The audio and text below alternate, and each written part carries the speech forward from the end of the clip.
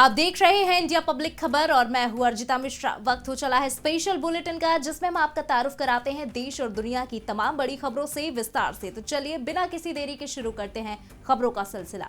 प्रधानमंत्री नरेंद्र मोदी ने सोमवार को राष्ट्रीय राजधानी में मेजर ध्यानचंद स्टेडियम में वीर बाल दिवस को चिन्हित करने के लिए आयोजित एक कार्यक्रम में भाग लिया। कार्यक्रम का आयोजन अंतिम सिख गुरु गोविंद सिंह, उनके 4 बेटों साहिबजादों और माता गुजरी जी की याद में किया गया।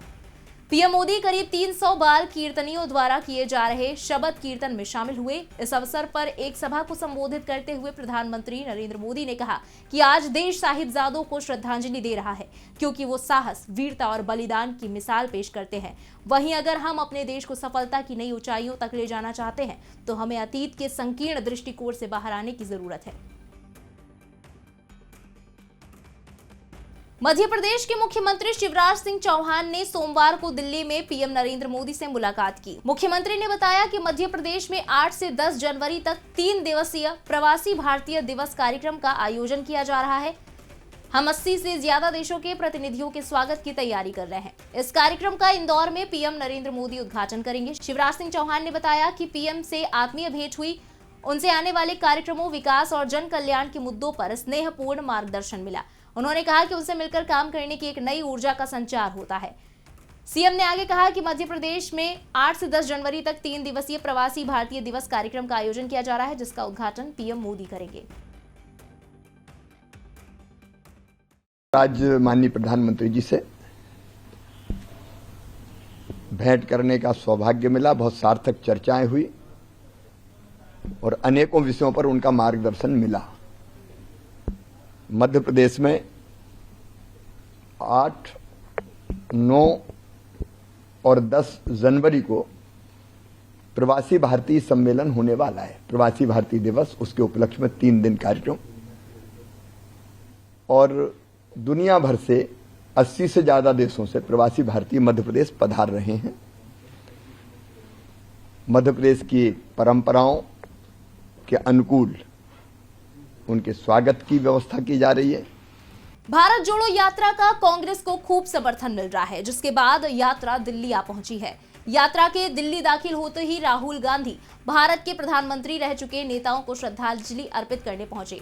कांग्रेस के पूर्व अध्यक्ष राहुल गांधी ने राष्ट्रपिता महात्मा गांधी, पंडित जवाहरलाल नेहरू और लाल बहादुर शास्त्री की समाधियों के अलावा भारतीय जनता पार्टी के दिग्गज नेता रहे और पूर्व प्रधानमंत्री अटल बिहारी वाजपेयी जी की समाधि पर सोमवार को श्रद्धांजलि अर्पित की।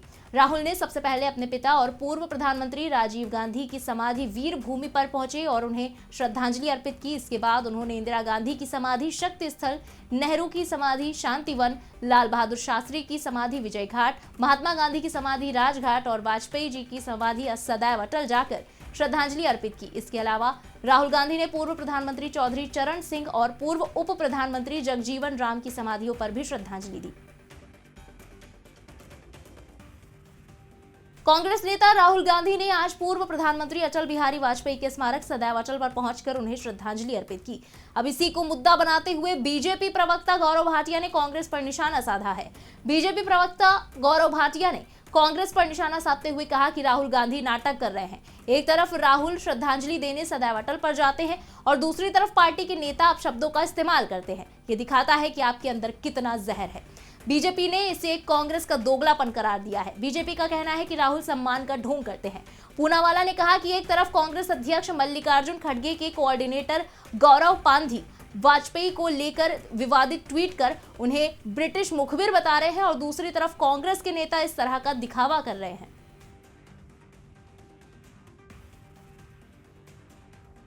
ये सर्वविदित है कि श्रद्धेय अटल बिहारी वाजपेयी जी हर भारतीय नागरिक के लिए प्रेरणा स्रोत है। प्रधानमंत्री रहे, भारत रत्न मिला, उनकी एक सोच थी शुचिता की, उनकी सोच थी भारत अखंड रहे, मजबूत रहे और कोई भी नागरिक उन्हें श्रद्धांजलि दे सकता है। लेकिन सवाल ये भी है कि सदैव अटल के सामने जब वो व्यक्ति जाएगा जो टुकड़े टुकड़े गैंग की सोच रखता है, तो आत्मचिंतन की आवश्यकता जरूर है। उत्तर प्रदेश के मुख्यमंत्री योगी आदित्यनाथ ने सोमवार को वीर बाल दिवस कार्यक्रम में हिस्सा लिया। सीएम योगी ने एक ट्वीट में कहा कि वीर बाल दिवस पर श्री गुरु गोविंद सिंह जी महाराज के साहिबजादों के बलिदान को कोटि कोटि नमन।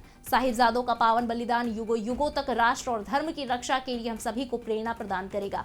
उन्होंने कहा कि पश्चिम से आने वाले किसी भी हमले को रोकने के लिए पंजाब दीवार की तरह खड़ा रहा है। तवांग की घटना पर मैंने पूछा तो पता चला कि वहां पर सिख रेजिमेंट के कुछ जवान तैनात है। वहां एक एक जवान दो दो चीनियों को पकड़ते और धुलाई करके भेजते थे। गुरु गोविंद सिंह के चारों पुत्र धर्म और देश की रक्षा के लिए हंसते हंसते प्राणों की आहुति दे दी। ये इतिहास युवा पीढ़ी तक पहुंचाना होगा ताकि वो अपने बलिदानियों की गौरव गाथा के बारे में जाने। जब भी भारत पर दुश्मनों की नजर पड़ी, पंजाब दीवार बनकर खड़ा रहा। जो बहनों, ये सच है, जब भी हिंदुस्तान के ऊपर संकट आया है, कौन नहीं जानता है कि पश्चिम से आने वाले किसी भी हमले को रोकने के लिए पंजाब हमेशा एक दीवार बनकर के खड़ा होता रहा है। और मैं तो अभी देख रहा था तवांग की घटना को लेकर के 9 दिसंबर के दिन मैंने पूछा, मैंने कभी वहां पे ऐसी स्थितियां थी, कैसे वहां पर भारतीय सेना बहुत चीन पर हावी होगी।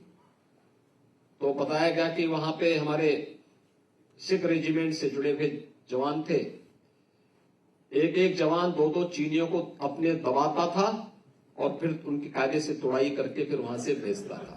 वहीं महाराष्ट्र और कर्नाटक के बीच सीमा विवाद खत्म होने का नाम नहीं ले रहा है। विपक्ष के नेताओं ने आज नागपुर में विधान भवन से बाहर इसे लेकर प्रदर्शन किया।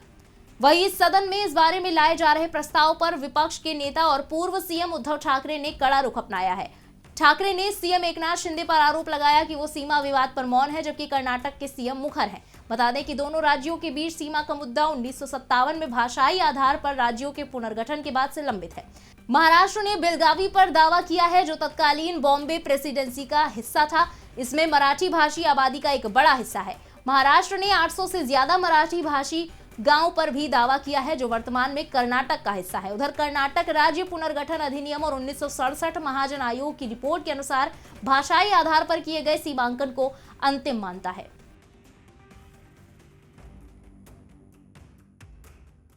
उधर श्रद्धा मर्डर केस के मुख्य आरोपी आफ्ताब पूनावाला को सोमवार को वॉइस सैंपलिंग टेस्ट किया गया। इसके लिए दिल्ली पुलिस आरोपी को तिहाड़ जेल से सेंट्रल फॉरेंसिक लैब लाई। दरअसल इस केस में पुलिस को एक ऑडियो मिला है। इसमें आफ्ताब और श्रद्धा के बीच बहस हो रही है। इसी ऑडियो से आफ्ताब की आवाज का मिलान करने के लिए पुलिस ने आफ्ताब का वॉइस सैंपल लिया। दिल्ली पुलिस के अधिकारियों का कहना है कि केस में ये ऑडियो अहम सबूत हो सकता है। इससे पता चल सकता है कि आखिर आफ्ताब ने श्रद्धा की हत्या क्यों की। सीबीआई की सीएफएसएल टीम आफ्ताब का वॉइस सैंपल और ऑडियो सबूत सैंपल का मिलान करेगी। दिल्ली पुलिस ने आफ्ताब का वॉइस सैंपल लेने के लिए साकेत कोर्ट से अनुमति ली थी। जम्मू कश्मीर में लगातार कश्मीरी पंडित इस्लामिक चरमपंथी आतंकी संगठनों के निशाने पर है। कश्मीर घाटी में लंबे वक्त के बाद कश्मीरी पंडित अपने काम पर लौटे थे, लेकिन कई कश्मीरी पंडितों की बेरहमी से हत्या कर दी गई, जिसके बाद कश्मीरी पंडित खौफ में जी रहे हैं। आतंकियों के हमले के डर से हजारों की संख्या में कर्मचारी काम पर नहीं जा रहे हैं। वहीं उपराज्यपाल ने कहा कि जो कर्मचारी अपनी ड्यूटी पर नहीं जाएंगे उन्हें वेतन नहीं दिया जाएगा। इसके बाद कश्मीरी पंडित विरोध प्रदर्शन कर रहे हैं। रुक करते हैं अगली खबर की तरफ। पंजाब में पाकिस्तान की नापाक हरकत लगातार जारी है। सीमा सुरक्षा बल यानी बीएसएफ ने एक बार फिर से अमृतसर के बॉर्डर इलाके के पास बीती रात एक ड्रोन को मार गिराया है। अमृतसर के राजातल गांव के पास जवानों ने ये ड्रोन बरामद किया। अभी इलाके में तलाशी अभियान चलाया जा रहा है कि ड्रोन के जरिए हथियार या ड्रग्स कहां गिराए गए हैं। बीएसएफ से मिली जानकारी के मुताबिक बीएसएफ कर्मियों को 25 दिसंबर की रात में सीमा पर ड्रोन की आवाज सुनाई दी। अलर्ट बीएसएफ कर्मियों ने तुरंत उस पर फायरिंग की और मार गिराया। बीएसएफ कर्मियों ने तलाशी अभियान चलाया। खेत में एक ड्रोन मिला। पारे के कई डिग्री गिरने के कारण कड़ाके की ठंड ने उत्तर और उत्तर पश्चिम भारत के हिस्सों को अपने आगोश में ले लिया है। इस क्षेत्र के शहरों और कस्बों में अधिकतम तापमान 20 डिग्री सेल्सियस से नीचे दर्ज किया गया। वहीं यूपी समेत पूरे उत्तर भारत में बीते 2 दिनों से शीतलहर की थपेड़े चल रहे हैं। लखनऊ समेत उत्तर पूर्वी और दक्षिणी इलाकों में रविवार को घना कोहरा छाया रहा। वहीं इन इलाकों में सोमवार को भी घना कोहरा छाया रहा। साथ ही तापमान में गिरावट के कारण सर्दी का असर भी बढ़ गया है। और अगर अन्य जिलों की बात करें तो मौसम विभाग के मुताबिक महाराजगंज, देवरिया, संत कबीर नगर, सहारनपुर, मुजफ्फरनगर, सिद्धार्थनगर, गोरखपुर, कुशीनगर, अमरोहा के अलावा राज्य के पश्चिमी इलाकों में सोमवार को भी घना कोहरा छाया रहा, जिसके चलते दृश्यता की कमी रही। इसी के साथ इस स्पेशल बुलेटिन में बस इतना ही। देश और दुनिया की बाकी खबरों के लिए सब्सक्राइब करना ना भूलें इंडिया पब्लिक खबर के YouTube चैनल को और बेल आइकन दबाएं ताकि चैनल से जुड़ी किसी भी लेटेस्ट अपडेट से आप कहीं चूक ना जाएं।